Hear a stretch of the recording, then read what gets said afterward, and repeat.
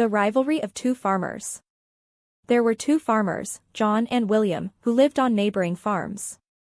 Their fields stretched as far as the eye could see, with rows of crops growing under the warm sun. Though they lived close to each other, they were not friends. In fact, they were rivals. John and William were always trying to outdo each other. If John planted more corn, William planted even more. If William bought a new plow, John would get a bigger, better one.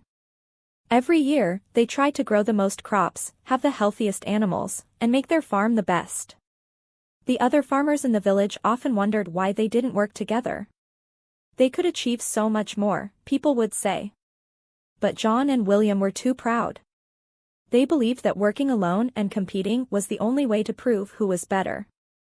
One year, a terrible storm was brewing. The clouds grew dark and heavy, and the wind howled through the trees. The sky rumbled with thunder, and the farmers could feel the change in the air. It was the kind of storm that could destroy everything in its path. John looked at his fields, proud of how much work he had done. His corn was tall, and his wheat was nearly ready for harvest. But as the storm rolled in, he felt a pit in his stomach. There was nothing he could do now but wait. William stood on his farm, watching the clouds gather. He too had worked hard all year, and his crops were the finest he had ever grown. But he knew that no amount of effort could stop the storm from coming. He felt powerless as he watched the dark sky swallow the sun. The storm hit with a fury that neither farmer had ever seen. Wind tore through the fields, ripping crops from the ground. Hailstones battered the earth, flattening the plants. Rain poured down in sheets, flooding the land. John and William could only watch helplessly as their crops were destroyed. When the storm finally passed, the two farmers surveyed the damage. The fields were ruined. There would be no harvest that year. John's crops were gone, and William's fields were in no better shape. For the first time, they stood at the edge of their farms, facing each other with the same look of defeat. John felt the weight of the loss.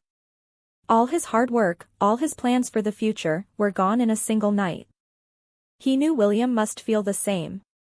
Without crops to sell, neither of them would have enough to get through the winter. As they stood there, something changed. For the first time, they realized that their rivalry had gained them nothing. Competing had only made them work harder for less. Now, they were both in the same situation, with nothing to show for all their efforts. They talked about the storm, about the damage it had done, and about how they could survive the coming months. Slowly, they began to see that if they worked together, they might be able to save what little they had left. John suggested that they share what remained of their seeds and tools. William agreed, and they decided to help each other rebuild. They split the work, planting in each other's fields, and caring for what little livestock they had left. Instead of competing, they combined their knowledge and skills. As the weeks went by, their farms began to recover. It was slow, and it took a lot of effort, but by working together, they were able to grow enough to survive the winter. It wasn't much, but it was enough. John and William learned that cooperation made their lives easier, not harder. They still had their pride, but they realized that helping each other didn't take away from their own success, it made both of them stronger. From that year on, John and William stopped trying to outdo each other. They still took pride in their work, but they no longer saw each other as rivals. Instead, they became friends, always ready to lend a hand when needed. The moral of their story was simple: cooperation and kindness are more important than competition.